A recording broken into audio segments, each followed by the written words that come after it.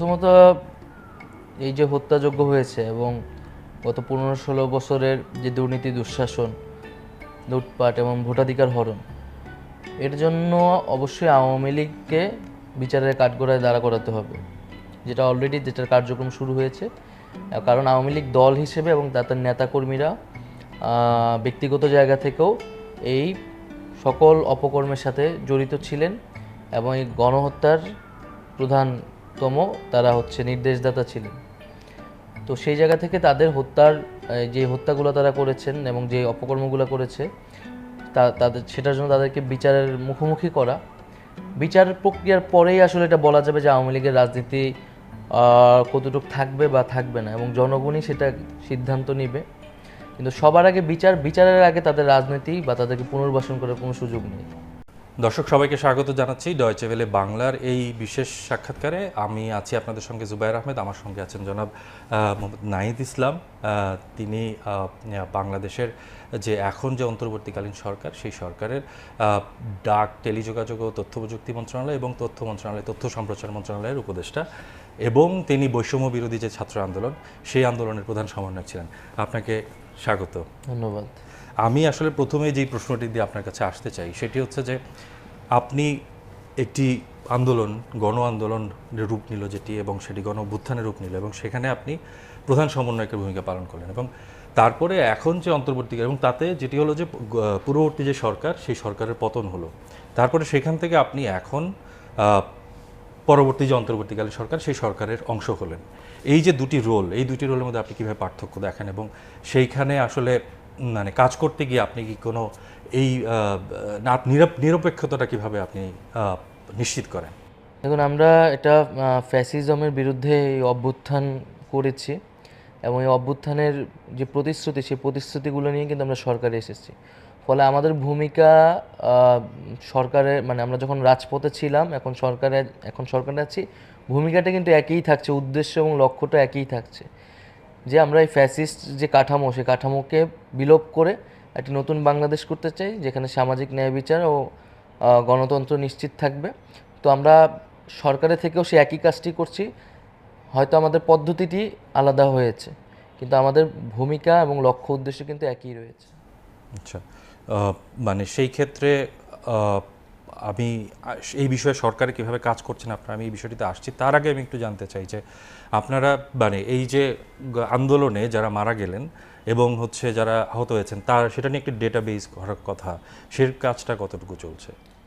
আমাদের স্বাস্থ্য মন্ত্রণালয় থেকে একটি কমিটি করা হয়েছে, যেখানে বৈষম্যবিরোধী আন্দোলনের সদস্যরাও রয়েছে। তারা আহতদের নিয়ে কাজ করতেছে, শহীদদের তালিকা প্রণয়ন করতেছে, এটি প্রায় শেষের দিকে, এবং যে সেই ফাউন্ডেশনটিও এই তালিকার কাজের সাথে যুক্ত আছে। আশা করি খুব দ্রুত সময়ের মধ্যেই এই তালিকাটি প্রকাশিত হবে। এইবার একটু আপনি মানে এই সরকারের যেহেতু একটি ম্যান্ডেট বা উদ্দেশ্য হচ্ছে একটি সংস্কারমূলক একটা প্রক্রিয়ার মধ্যে দিয়ে যাওয়া এবং তারপরে নির্বাচন, তো এই মানে বিষয়টা একটু যদি বলেন যে আপনি নিজে তরুণদের প্রতিনিধি হিসেবে এই সংস্কারের জায়গা থেকে আপনি কি পরামর্শ দিচ্ছেন, এবং সরকার আসলে কি ধরনের সংস্কারের জায়গাগুলো নিয়ে কাজ করছে? আমরা একটি সামগ্রিক সংস্কারের কথা ভাবছি, এবং আমরা যেটা অভ্যুত্থানের ভিতরেও বলেছি যে আমাদের একটা নতুন রাজনৈতিক বন্দোবস্ত চাই। সেক্ষেত্রে আমাদের এই 15-16 বছরে বাংলাদেশের পুরো রাষ্ট্রীয় কাঠামোই কিন্তু পচে গেছে, ঘুণে ধরেছে। সেক্ষেত্রে সামগ্রিকভাবে যদি আমি সকল সেক্টরে সংস্কার করতে না পারি, তাহলে আসলে সমস্যার সমাধান হবে না। সেই জায়গা থেকে আমাদের পুলিশ প্রশাসন, নির্বাচন কমিশন এবং অবশ্যই প্রধানত সংবিধান থেকে শুরু করে সকল ক্ষেত্রে আমরা সেই সকল ক্ষেত্রের অভিজ্ঞ এবং এক্সপার্টদের সংস্কারের কথা বলছি। জনগণের বিভিন্ন অংশের সাথে আলাপ আলোচনা চলছে, রাজনৈতিক দলগুলোর সাথে আলোচনা চলছে, এবং আমাদের নিজেদেরও বোঝাপড়া চলছে। সামগ্রিকভাবে সবার থেকে পরামর্শ নিয়ে আমরা একটা রূপরেখা প্রণয়নের কাজ চলতেছে। আচ্ছা, এর মধ্যে তো আপনারা বেশ কিছু রাজনৈতিক দলের সঙ্গে কথাও বলেছেন। আইন শৃঙ্খলা পরিস্থিতি নতুন, মানে যেহেতু একটা পরিস্থিতি তৈরি হয়েছিল, সেটাকে রিইনস্টেট করা, এই বিষয়গুলো নিয়ে কাজ করেছেন। তো মানে বিষয়টা হচ্ছে যে পুলিশে আস্থা ফেরানো, জনগণের মধ্যে একটা নিরাপত্তার জায়গা তৈরি করা, এই বিষয়গুলো নিয়ে আপনি মানে কতটা আসলে কাজ করতে পারছেন এবং কতটা মানে সেটা ফিরেছে বলে আপনার মনে হয়? আইন শৃঙ্খলা পরিস্থিতি অনেকটাই ফিরে এসেছে। তারপরেও পুলিশের এখনও সেই আত্মবিশ্বাসটি আসেনি, এবং যেহেতু পুলিশেও আসলে সংস্কার প্রয়োজন, এবং যেভাবে তারা রাজনৈতিকভাবে ব্যবহার হয়েছে, পুলিশ বাহিনীও এখন আসলে তাদের নিজেদের সংস্কার চাচ্ছে, যাতে এরকম করে আর কখনো রাজনৈতিকভাবে তাদেরকে ব্যবহার করা না যায় এবং জনগণের বিপক্ষে তাদের দাঁড়াতে না হয়। ফলে পুরো প্রতিষ্ঠানটি একটি ইমেজ সংকটের ভিতর দিয়ে আছে। এ কারণে এখনও পুলিশের যেই ভূমিকা, সেই ভূমিকায় পুলিশকে এখনও পুরোপুরি নিয়ে আসা যায়নি। এখনও পুরো পুলিশ বাহিনী সবাই কাজে যোগদান করেনি, তবে বেশিরভাগই যোগদান করেছেন, এবং ধীরে ধীরে আইন শৃঙ্খলা পরিস্থিতি ঠিক দিকে যাচ্ছে আর কি। আপনি মানে একটা রাজনৈতিক বন্দোবস্তের কথা বললেন, মানে সেটা আসলে নিশ্চিত করবেন কীভাবে? আমার মানে প্রশ্নটা এই জায়গায় যে একটা হচ্ছে যে আপনি রাষ্ট্রীয় যে ইনস্টিটিউশন সেই জায়গাগুলোতে কিছু সংস্কারের কাজ আপনারা হয়তো করবেন, কিন্তু যেই আমাদের যে সংস্কৃতি, রাজনৈতিক সংস্কৃতি মাঠে যেটা এতদিন ধরে হয়ে আসছে, তো সেই জায়গায় আসলে সংস্কার বা সেই জায়গায় পরিবর্তন, নতুন যে বন্দোবস্তের কথা বলছেন, সেটা আসলে কিভাবে আপনারা মানে নিশ্চিত করবেন বা করার? দেখেন, রাষ্ট্রের জায়গা থেকে বা সরকারের জায়গা থেকে সব কিছু করা সম্ভব নয়, এবং এই ফ্যাসিবাদ কিন্তু কেবল রাষ্ট্রীয় ফ্যাসিবাদ নয়, তার একটা সামাজিক তাৎপর্য রয়েছে। সমাজেও কিন্তু এই ফ্যাসিবাদ রয়ে গেছে। তো আপনি যদি সেই সমাজে পরিবর্তন না আনতে পারেন এবং রাজনৈতিক সংস্কৃতিতে পরিবর্তন না আনতে পারেন, তাহলে কিন্তু এই ফ্যাসিবাদ থেকে আমরা দীর্ঘমেয়াদী মুক্তি পাবো না। তো যেহেতু আমাদের সমাজের ভিতরে একটা নতুন জাগরণ তৈরি হয়েছে, মানুষের ভিতরে চিন্তাভাবনা এসেছে, মানুষ একটা নতুন রাজনীতির কথা ভাবছে, ফলে আমাদের কিন্তু একটা নতুন ধরনের চুক্তিতে যেতে হবে আসলে, যে আমরা আসলে কেমন রাষ্ট্রটা চাই, আমাদের সমাজে আসলে রাজনীতির ধরনটা কি হবে, কারা রাজনীতি করতে পারবে এবং কারা করতে পারবে না। তো এই বিষয়টাকে আমরা বলতেছি একটা নিউ পলিটিক্যাল সেটেলমেন্টে আমাদের যেতে হবে, যে আমাদের ফ্যাসিস্ট শক্তিকে আমরা আসলে সমাজে কিভাবে তাদেরকে বিলোপ করব, এবং একটা গণতান্ত্রিক সংস্কৃতি কিভাবে আমরা প্রতিষ্ঠা করব। তো সেই বিষয়ে তো আমাদের সরকার, রাষ্ট্র এবং সমাজের সব দিক থেকে কিন্তু আমাদের একটা নতুন বোঝাপড়ায় যেতে হবে। আপনার কি মনে হয় যে আমাদের যে নির্বাচন ব্যবস্থা, সেইখানে কোনো পরিবর্তনের প্রয়োজন আছে? অবশ্যই নির্বাচন ব্যবস্থা নিয়ে কিন্তু সবাই কথা বলছে, সংখ্যানুপাতিক নির্বাচনের কথা আছে। তো এবং আমাদের গত 50 বছরের যে নির্বাচনগুলো হয়েছে সেগুলো আমাদের পর্যালোচনা করা প্রয়োজন, এবং বর্তমান বিশ্বে আসলে যে ধরনের নির্বাচন ব্যবস্থাগুলো আছে, সেগুলোর মধ্যে আমাদের যেটা গ্রহণযোগ্য, যৌক্তিক এক নির্বাচন ব্যবস্থার ভিতরে সংস্কার আনা যদি প্রয়োজন হয়, সেটি আনা অবশ্যই প্রয়োজন। কারণ আমরা যেহেতু বলছি যে সামগ্রিকভাবে আমরা পরিবর্তন করা দরকার, তাই আমাদের যে কোনো সেক্টরই আমাদের যেহেতু এখন সুযোগ এসেছে, যেটা আমাদের প্রয়োজন এবং যেটা যৌক্তিক, সেটা আমাদের অবশ্যই করতে হবে। আর মানে সেই ক্ষেত্রে আমি যেহেতু নির্বাচনের প্রসঙ্গে আসছে, শিক্ষার্থীদের পক্ষ থেকে একটি রাজনৈতিক দল করার কথা বেশ কিছুদিন ধরে শোনা যাচ্ছিল, এবং এখন যদি আলোচনাটা একটু স্তীমিত, কিন্তু আমরা কিছুদিন আগেও খুব শুনছিলাম আর কি। এবং সেই ক্ষেত্রে মানে সেই রাজনৈতিক দল যেহেতু যারা সমন্বয়ক ছিলেন তাদের কাছেই প্রশ্নগুলো আসছে বারবার, তাই আপনার কাছেও আমি করছি আবার, সেই রাজনৈতিক দলের ভাবনাটা এখন কোন পর্যায়ে আছে, এবং আপনি আসলে ভবিষ্যতে রাজনীতিতে কিভাবে আসতে চান? রাজনৈতিক দলের কোনো ভাবনা বা কোনো বক্তব্য আসলে আমাদের থেকে যায়নি, বরং নানা পক্ষ থেকে এটি বলা হয়েছে, বা জনগণের জায়গা থেকে হয়তো একটা আকাঙ্ক্ষা আছে। কিন্তু আমরা বলেছি যে এখন আসলে রাজনৈতিক দল গঠনের সময় নয়, এখন আসলে দেশ গঠনের সময়। আমাদের শিক্ষার্থীদের প্রতিনিধির জায়গা থেকে আমরা সরকারে আছি, আমাদের বাইরে যারা আছে তারাও কাজ করে যাচ্ছে। ফলে আমাদের একটা ন্যাশনাল যেই ইউনিটি তৈরি হয়েছে এই গণঅভ্যুত্থানকে কেন্দ্র করে, সেই ঐক্যটাকে ধরে রাখতে হবে, ধরে রেখে আমাদের দেশ গঠনের জন্য কাজ করতে হবে। যখন নির্বাচন আসবে তখন আসলে রাজনৈতিক দলের প্রশ্নটি আসবে, এবং আমরা সেটি সেই সময়ের জন্যই ছেড়ে দিচ্ছি।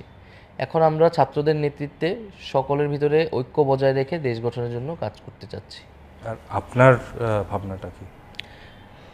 আমি আমি ব্যক্তিগতভাবে তো রাজনীতি করার ইচ্ছা ছিল, কিন্তু একটা অভ্যুত্থানের মধ্য দিয়ে আহ, জনগণকে সাথে নিয়ে জনগণের প্রতিনিধিত্ব হিসেবে আমি আজকে এখানে আসি।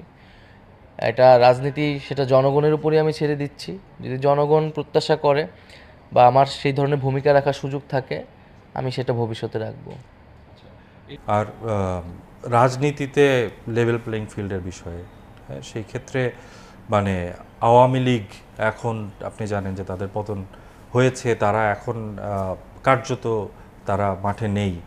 তো ভবিষ্যতে রাজনীতিতে তাদের অবস্থান কি হবে? প্রথমত, এই যে হত্যাযজ্ঞ হয়েছে এবং গত 15-16 বছরের যে দুর্নীতি, দুঃশাসন, লুটপাট এবং ভোটাধিকার হরণ, এর জন্য অবশ্যই আওয়ামী লীগকে বিচারের কাঠগড়ায় দাঁড়া করাতে হবে, যেটার কার্যক্রম শুরু হয়েছে।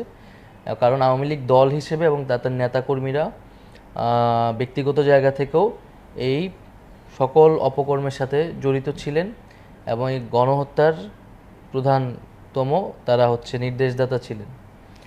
তো সেই জায়গা থেকে তাদের যে হত্যাগুলো তারা করেছেন এবং যে অপকর্মগুলো করেছে, সেটার জন্য তাদেরকে বিচারের মুখোমুখি করা।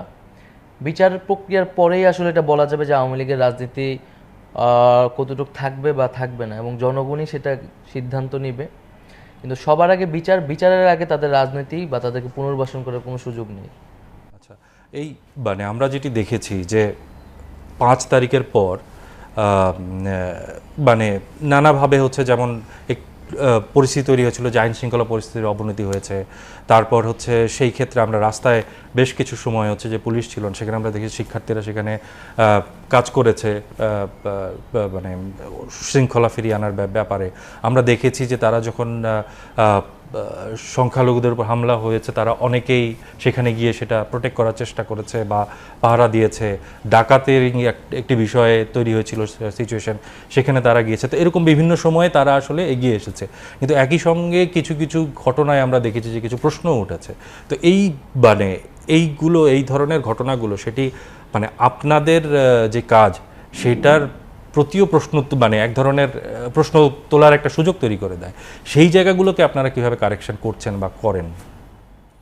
আমরা তো আমাদের প্রত্যেকটি বিষয়ই কিন্তু আমাদের যারা আন্দোলনকারী রয়েছে তারা যে ব্যবস্থা নিয়েছে এবং বক্তব্য দিয়েছে।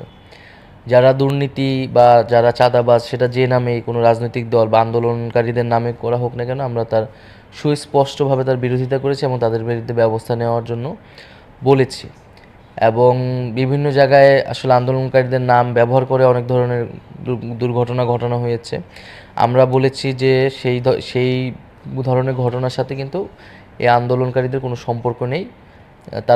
যারা এটি করে থাকুক না কেন, তাদের বিরুদ্ধে যাতে ব্যবস্থা নেওয়া হোক।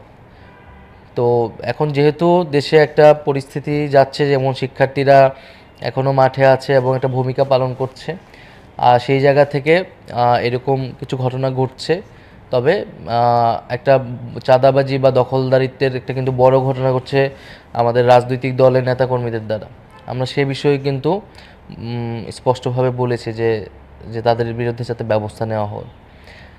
আশা করি যে খুব দ্রুত সময়ের মধ্যেই আমরা আইন শৃঙ্খলা বা পরিস্থিতি যখন আরও অনুকূলে আসবে, তখন এই ঘটনাগুলো ঘটবে না এবং সারা দেশেই বৈষম্যবিরোধী ছাত্র আন্দোলনের যারা মাঠে আছে তারা সাংগঠনিকভাবে কার্যক্রম করছে এবং পুরো আন্দোলনকারী যারা আছে, স্টুডেন্ট কমিউনিটি আছে, তাদেরকে নতুন করে সংগঠিত করছে যাতে এই ধরনের ঘটনাগুলো না ঘটে আন্দোলনকারীদের পক্ষ থেকে, বা ঘটলেও তাদের বিরুদ্ধে যাতে ব্যবস্থা এবং জবাবদিহিতা করানো যায়।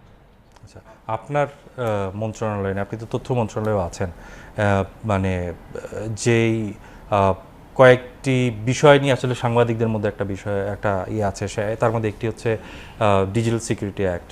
এই আইনের জায়গা থেকে মানে এরকম বেশ কিছু আইন আছে যেগুলো নিয়ে হচ্ছে নানা সময় আমরা দেখেছি যে সংবাদকর্মীরা তারা নানান রকমের প্রশ্ন তুলেছেন, এবং একই সঙ্গে ঔপনিবেশিক আমলের আরও বেশ কিছু আইন যেগুলো আসলে সাংবাদিকদের বিরুদ্ধেও ব্যবহার করা হয়েছে।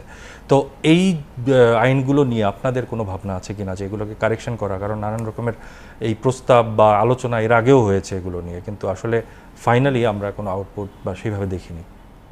আমি আমি এটা দায়িত্ব নেওয়ার প্রথম দিনই এটা বলেছি যে গণমাধ্যমের স্বাধীনতা বিঘ্ন ঘটে এই ধরনের আইন বা ধারাগুলো আমরা বাতিল অথবা সংশোধন করব। এবং সাইবার সিকিউরিটি অ্যাক্ট নিয়েও অলরেডি কাজ শুরু হয়েছে এবং আইন মন্ত্রণালয়ের পক্ষ থেকেও কিন্তু এই কথাটি বলা হয়েছে। এবং গণমাধ্যমের স্বাধীনতা এবং মানবাধিকার বিরোধী যে আইন বা ধারাগুলো রয়েছে ওগুলো আমরা অবশ্যই বাতিল করব।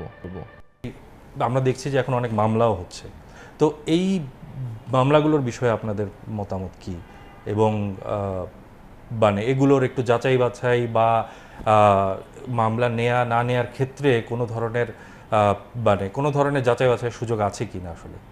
এখানে অনেকগুলো মামলা হয়েছে, যেই মামলাগুলা নিয়ে প্রশ্ন উঠেছে, সমালোচনা হয়েছে। আমরা এই বিষয়টি নিয়ে আলোচনা করেছি আমাদের ক্যাবিনেটে এবং এই সুস্পষ্ট নির্দেশনা দেওয়া হয়েছে যে যার বিরুদ্ধে যতটুকু অভিযোগ সেই অভিযোগের মাধ্যমেই যাতে তাদের বিরুদ্ধে ব্যবস্থা নেওয়া হয় এবং সবাইকে খুনের মামলা দেওয়া কোনো প্রয়োজনীয়তা নেই। সেই মামলাগুলো যেগুলোর যৌক্তিকতা নেই সেগুলা প্রত্যাহার করা হবে। কেউ নিরপরাধী থাকলে তাকে মামলা থেকে রেহাই দেওয়া হবে, অথবা যার যতটুকু অভিযোগ যার বিরুদ্ধে সেটা তদন্তের ভিত্তিতে তার বিরুদ্ধে সে অনুযায়ী মামলা বা ব্যবস্থা গ্রহণ করা হবে। আচ্ছা আচ্ছা। আর আন্তর্জাতিক মহলের একটা মানে এক ধরনের উদ্বেগ আগেও ছিল, বিভিন্ন সময় ছিল, সেটা হচ্ছে যে অতি মানে ফান্ডামেন্টাল যেটা এই মুহূর্তে এই পর্যায়ে এসে সেটাকে আবার মাথাচাড়া দেওয়ার কোনো সুযোগ আছে, বা সেটাকে আপনারা কিভাবে ট্যাকেল করবেন? বাংলাদেশে জঙ্গিবাদের কোনো স্থান হবে না। বাংলাদেশের মানুষ সবসময় গণতন্ত্রকামী এবং আমরাও গণতন্ত্র এবং ন্যায় বিচারের জন্যই এই অভ্যুত্থানটি করেছি। তো সরকার এবং আইনশৃঙ্খলা বাহিনী এই বিষয়ে প্রথম থেকেই সচেতন। সে ধরনের কোনো ঘটনার সুযোগ হবে না এবং সেটার জন্য আগাম প্রস্তুতি সতর্কতা রয়েছে সরকারের পক্ষে। ওকে।